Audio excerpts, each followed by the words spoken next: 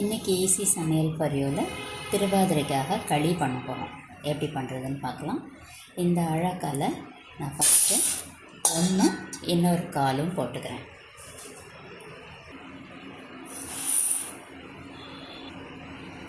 இந்த அரிசியை இது பச்சரிசி. இதை நல்லா களைஞ்சிட்டு வறுத்து எடுத்துக்கணும். அதுக்கப்புறம் வறுத்ததை பொடி பண்ணிவிட்டு ரவை மாதிரி பொடிச்சிட்டு அதுக்கப்புறம் களி பண்ண ஆரம்பிக்கணும். எப்படின்னு காட்டுறேன். இந்த அரிசிக்கு ஒரே ஒரு ஸ்பூன் பயத்தம்பருப்பு போட்டுக்கிறேன். ஏன்னா வெறும் அரிசியில் களி பண்ணக்கூடாதுன்னு சொல்லுவா, அதனால் ஒரு ஸ்பூன் பயத்தம்பருப்பு. இப்போ அந்த நம்ம எடுத்துட்ட அரிசியும் பயத்தம்பருப்பையும் நல்லா வாஷ் பண்ணிவிட்டு பேனில் போட்டுருக்கேன். இதை இப்படியே வறுத்து எடுக்க போகிறோம். இதில் இருக்கிற தண்ணியெலாம் போயிட்டு அழகாக நல்லா வறுப்பட்ட உடனே நம்ம மிக்சியில் போட்டு அரைச்சிடலாம். இப்போ நம்ம போட்ட தண்ணியெலாம் அது இதுவாகிட்டு நல்லா வறுப்பட்டு வர்றது பார்க்க முடியாது. இதை நல்லா களைஞ்சிட்டு ஒரு வெள்ளை துணியில் வளர்த்தி காய வச்சுட்டு அந்த ஈரத்தெல்லாம் எடுத்துட்டு இந்த மாதிரி பேனில் போட்டு வறுத்தெடுப்பேன். இது நான் ஈஸி சமையல் ஃபார் உங்களுக்கு அது ஈஸியாக சொல்கிறேன். ஏன்னாக்கா ரொம்ப டைம் சேவிங்காக இருக்கும். நம்ம அதெல்லாம் களைஞ்சி உணர்த்தி காய வச்சு அது இட்ஸ் எ பிக் ப்ராசஸ் மாதிரி ஆகிடும். இது பண்ணுறதுக்கே நம்மளுக்கு போர் அடிச்சிடும். அதனால் நான் இதிலே ஸ்ட்ரெயிட்டாக போட்டேன். இதில் ஒன்றும் பெரிய டிஃப்ரென்ஸ் இருக்காது. நம்ம தண்ணியோடு போடும்போது ஃபஸ்ட்டு அது எல்லாம் ஒட்டிகிட்டு இருக்கிற மாதிரி இருக்கும். அப்புறம் அது சூடு ஆக ஆக இந்த மாதிரி ஒன்று ஒன்றா பிரிஞ்சிடும், நல்லா வறுபட்டுடும். இப்போ நம்ம விட்ட தண்ணியெலாம் வற்றி இந்த மாதிரி நல்ல அரிசி தனித்தனியாக பிரிஞ்சு நல்லா வறுபட்டுருது. இப்போ பருப்பு நல்ல கலர் மாறிடுது, அரிசியும் நல்ல கலர் மாறிடுது. ரொம்ப ப்ரௌனாக இருக்கணும்னு இல்லை. இந்த ஸ்டேஜில் அடுப்பை ஆஃப் பண்ணிவிட்டு இதை கொஞ்சம் ஆற வச்சு மிக்ஸி ஜாரில் பொடிச்சுன்னு வந்துடலாம். பட் ரவை மாதிரி பொடிக்கணும். ஏன்னா களி ரொம்ப நைஸாக இருக்கக்கூடாது, கொஞ்சம் குறைன்னு இருந்தால் தான் நல்லாயிருக்கும். நம்ம வறுத்த அரிசியும் பருப்பையும் நல்லா இந்த மாதிரி ரவை மாதிரி மிக்சியில் திரிச்சுட்டோம். இப்போ ஒரு பேனில் ஒரு பெரிய டேபிள் ஸ்பூன் அளவுக்கு நெய் எடுத்துட்டுருக்கேன்.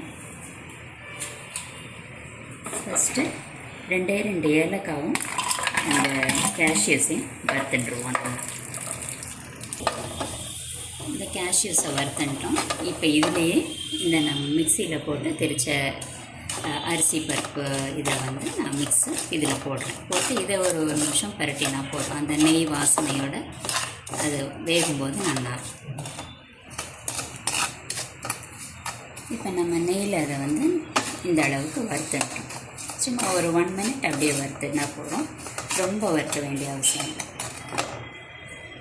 இதுக்கு நான் இந்த டம்ளர் ஆட்டு 2 டம்ளர் தண்ணி ஊற்றி, நம்ம ரவா உப்புமாலாம் எப்படி கிளறுவோம் அந்த மாதிரி 1க்கு 3 அப்படின்னு ஊற்றுவோம். நான் ஏன் இதுக்கு 2 ஊற்றிக்கிறேன்னா, நம்ம வெள்ளைப்பாக்கு வேறு ஊற்ற போகிறோம். அதனால் இதுக்கு 2 டம்ளர் தண்ணி ஊற்றிக்கிறேன்.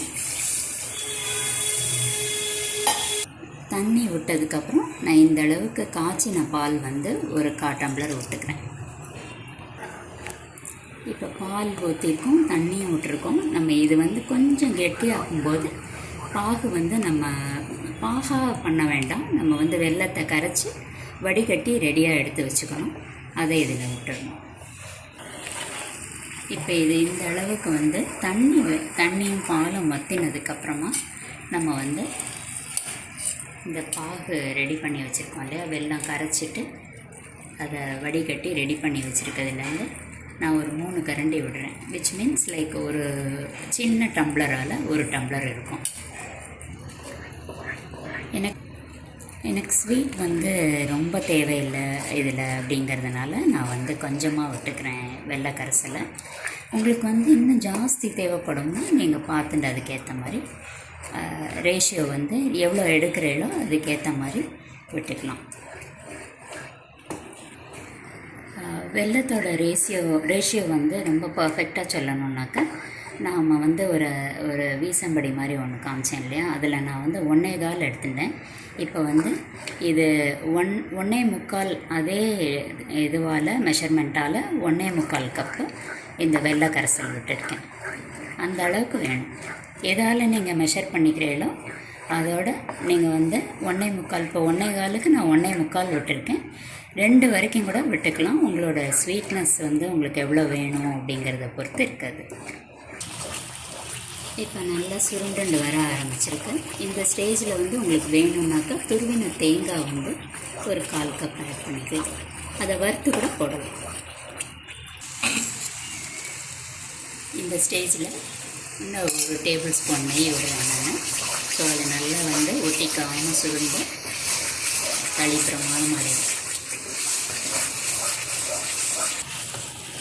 உங்களுக்கு இப்போ நான் கிளறும்போது பார்த்தா தெரியும், இது வந்து நல்லா சுருண்டுன்னு வந்திருக்கு, ஒட்டாமல் இருக்குது.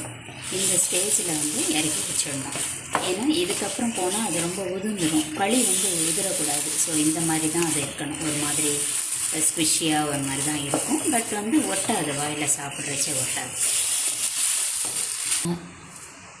களி வந்து சுருண்டு வரும்போது அதை இறக்கி பாத்திரத்தில் போட்டுட்டு மேலே ஒரே ஒரு டேபிள் ஸ்பூன் தான் நான் நெய் விட்டுருக்கேன். அது வந்து மிதந்துன்னு இருக்கிற மாதிரி தெரியுது, பிகாஸ் அது அடியில் போகலை.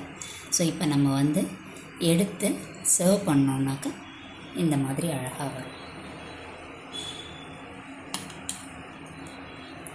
ஒட்டாது, நல்லா இருக்கும் சாப்பிடும்போது. இப்போ நம்மளோட அருமையான திருவாதிரை களி ready. If you like this recipe, please subscribe to Easy Samayal for you. Thank you.